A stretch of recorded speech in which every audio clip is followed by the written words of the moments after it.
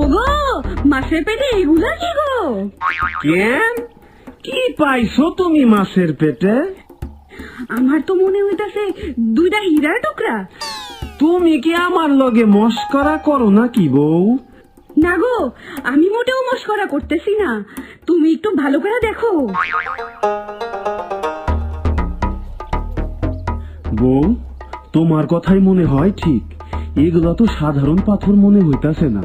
আমার জীবনে তো মাছের পেটে এইরকম পাথর দেখি নাই কোনোদিন। কি করবা এগুলা নিয়া? সেইটাই তো ভাবতাছি।